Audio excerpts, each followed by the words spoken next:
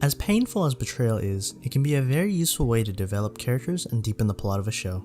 This is often used in anime as it works well in creating unexpected plot twists. Welcome to DoubleDollars, and today we will take a look at 10 anime where the main character is betrayed but comes back overpowered.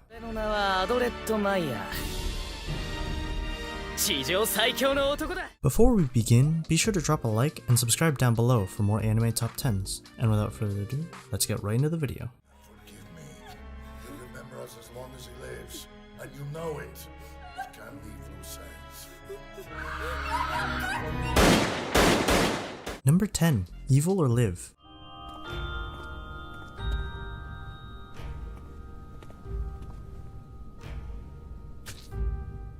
In this anime, the nation's youth have become severely addicted to the internet, ultimately resulting in an extreme dependence on the web. Teens that become too addicted are admitted to Elite Reduction Academy, a school where they focus on rehabilitating teens and nurturing them into successful adults. We follow Hibiki, who awakens in the facility unaware of how he got there. He later discovered from the head instructor that he was knocked out and brought to the facility at his mother's will, who got concerned with how aggressive her son was becoming. To escape the abuse of the instructors, Hibiki decides to end his life by jumping from the roof. But as fate would have it, he meets a mysterious man named Shin who promises to change his life. While this anime has a very low budget, it makes back with the complex story and characters. The plot tells a life filled with broken relationships and is definitely worth the watch. この俺のものだ。よく覚えておけ。それと、お前の主である俺様は、シン。覚えておけ。Number 9. Redo of a Healer.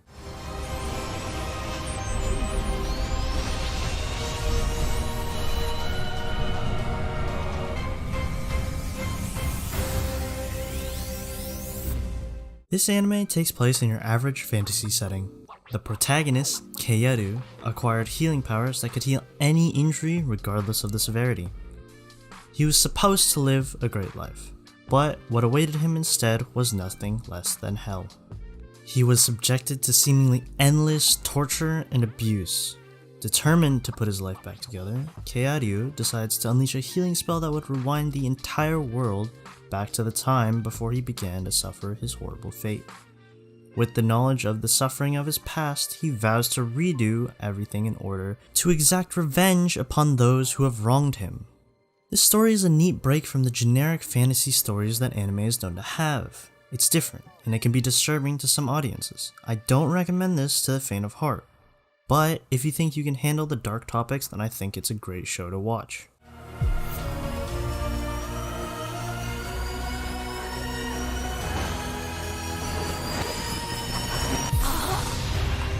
Number 8.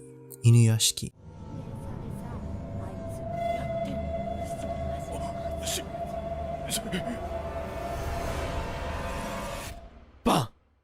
The anime Inuyashiki revolves around two men, Inuyashiki Ichiro, who is an older, friendless man with an uncaring family, and Shishigami Hiro, a high school teenager. Both of them are struck by an explosion of extraterrestrial origin, and their bodies are replaced by a powerful mechanical body. Ichiro quickly realizes the extent of his body's powers, and after saving a homeless man from being beaten by a pack of teenagers, he decides to dedicate himself to doing good, using his powers to heal those with incurable diseases and fight crime. But, unlike the old man, Shishigami becomes a psychopath who goes about abusing his newfound abilities to commit murder, ranging from classmates that annoy him to innocent families, just for his amusement. His acts of merciless cruelty bring him to the attention of the police, who do nothing to stop him, and eventually, Hiro becomes the most wanted criminal in the country. Although the switch to CG is awkward, everything else in the anime is fantastic. The story is really interesting and highlights how different each path can be, even though they have the same powers.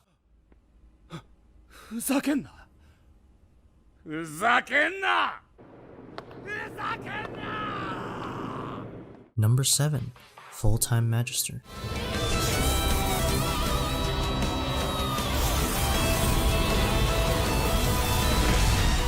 In this anime, magic has replaced science. Here, the most capable students are taught to master the wonders of magic in order to fend off large, devastating beasts that lurk in the forests surrounding the city. We follow Mo Fan, who was brought back to when he was in high school. Due to being the son of a poor laborer and the older stepbrother to a crippled sister, he dreams of attending a magic school to become a magician in order to repay his father for his hard work. Mo Fan is accepted into a renowned magic institution. However, rumors spread about his poverty and lack of magical ability, labeling him as the laughingstock of the school. Nonetheless, Mo Fan manages to harness not only the powerful fire element, but also the extremely rare lightning element. This anime is very enjoyable and inspiring, with a strong and determined main character who wants to change the lives of him and those around him. Number 6. Dororo.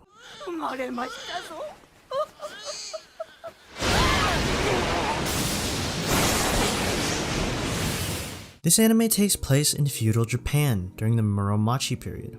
We watch as Lord Daigo's land slowly dies due to unideal weather and bad harvests. Willing to do anything for power, he makes a pact with 12 demons who grant him the power he desires by aiding his prefecture's growth, but at a price. When Kagemitsu's first son is born, the boy had no limbs, no nose, no eyes, no ears, nor even skin, yet he still lives. The child is disposed of in the river and forgot.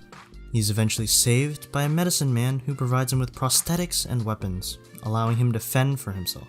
Although he cannot see, hear, or feel anything, he must defeat the demons that took him as a sacrifice. With the death of each one, he regains a part of himself that is rightfully his. For many years, he wanders alone, until one day, an orphan boy named Dororo befriends him. The unlikely pair of castaways now fight for their survival and humanity in an unforgiving, demon-infested world. This anime might have gone under the radar of many viewers due to the hype of newer shows such as Kimetsu no Yaiba, but it is a great mix between realism and old Japanese folktale. The anime does everything really well. The animation is smooth and accompanied with clean choreography, which creates an amazing anime, and one that I definitely recommend you go watch.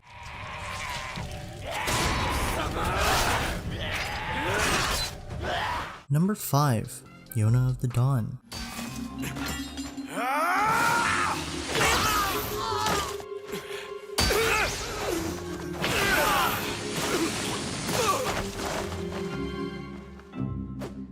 Princess Yona lives a life of luxury and ease, completely sheltered from the problems of the seemingly peaceful kingdom of Koka. However, the sudden murder of the king and betrayal of her beloved cousin Suwon places Yona's life in mortal peril. Forced to only escape with Sun Hawk, who is both her childhood friend and bodyguard, the naive princess soon discovers that Koka is not the idyllic place she envisioned it to be. Poverty, strife, and corruption run rampant, making reclaiming the throne nothing more than a wishful fantasy given the kingdom's current state. The characters are done well and are beautifully developed. One of the strongest points about the plot is that it begins with a bang. They quickly establish a background, and the viewers are quickly endeared to the characters before it successfully guts them.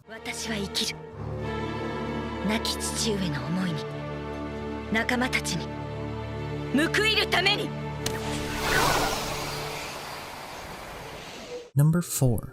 91 Days. Elena, forgive me. He'll remember us as long as he lives, and you know it. It can leave loose ends. 91 Days takes place back in the 1900s, during the Prohibition era. As a child living in the town of Lawless, Angelino Legusa had to experience the traumatic sight of his parents and younger brother being mercilessly slaughtered by the Venetti family. Losing everything he holds dear, he leaves both his name and hometown behind, adopting the new identity of Olivio Bruno. 7 years later, Avilio finally has his chance for revenge, when he receives a mysterious letter prompting him to return to Lawless. Obliging, he soon encounters the Venetti's Don's son, Nero, and seeks to befriend him using the skills he has quietly honed for years. 91 Days is one of the most in-depth animes out there, and tells the story of Olivio's dark, bloodstained path to vengeance extremely well as he slowly ends each of the men involved in the killing of his family.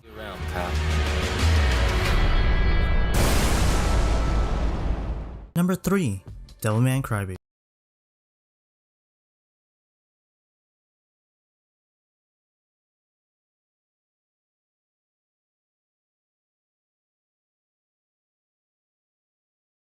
Devils cannot take a form without a living host. However, if the will of an individual is strong enough, they can overcome the demon and make its power their own, becoming a devilman. Akira Fudo has always shown a lot of sympathy to others. So, when his childhood friend, Ryo Asuka, asks him for help in uncovering devils, Akira accepts without hesitation. To Akira's surprise, the place they go to is Sabbath, an immortal party of debauchery and degeneracy. Amidst bloodshed and death, demons possess the partiers, turning their bodies into grotesque monsters, and begin wreaking havoc. In a reckless attempt to save his best friend, Akira unwittingly merges with the devil Amon and becomes a Devilman, gaining the powers to defeat the remaining demons. Though it grants him power, this new partnership awakens an insatiable and primitive part of Akira, having the body of a devil but the same crybaby heart. Akira works alongside Ryo, destroying those that harm humanity and his loved ones. Devilman Crybaby is a hit or miss for many anime fans. The content requires a certain level of maturity, and there are a lot of explicit scenes. Like, a lot. But if you think you resonate with this anime, I definitely think you should give it a shot.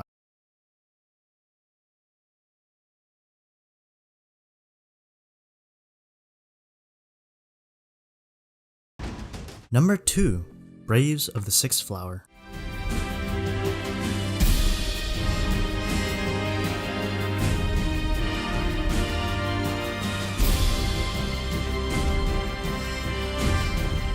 An ancient legend states that with the revival of the demon god, 6 heroes, or more commonly known as the Braves of the Six Flowers, will be chosen by the goddess of fate, granting them the power to repel the fiends that attempt to turn the world into a living hell. Adelit Meyer, self-proclaimed strongest man in the world, has arrived at the continent of Piena in hopes of becoming a brave. Although it doesn't go as smoothly as he had planned, Adelit is ultimately chosen as one of the 6 heroes and is sent to meet the other Braves at the entrance of the Wailing Demon territory. Once there, the Braves realize that there is one too many of them. Although the anime is a little slow to start, it has many plot twists and provide enough evidence that the viewer can figure out the mystery if they paid close attention, yet at the same time is still able to make you doubt Adelit and his actions. If you're looking for a good edge of your chair anime, then this is the one.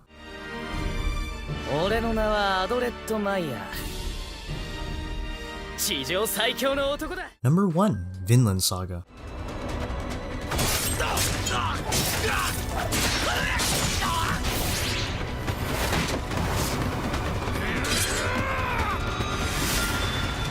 Young Thorfinn grew up listening to the stories of old sailors that had traveled the ocean and reached a place of legend, Vinland.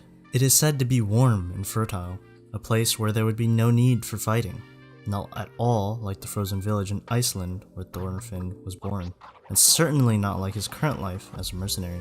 War is his home now, though his father once told him, "You have no enemies, nobody does, there's nobody who it's okay to hurt." As he grew, Thorfinn knew nothing was further than the truth. The war between England and the Danes grew worse with each passing year. Death has become commonplace, and the Viking mercenaries loved every moment of it. Allying with either side would cause a massive swing in the balance of power, and the Vikings are happy to make the names for themselves, and take any spoils they earn along the way. Among the chaos, Thorfinn must take his revenge and kill Askeladd, the man who murdered his father. The only paradise for Vikings, it seems, is the era of war and death. There is a profound feeling to Vinland Saga. Whether or not the events depicted are entirely accurate, you're watching monumental history unfold. And although it is frustrating at times, it's really gripping in the end, and I do suggest you to watch it.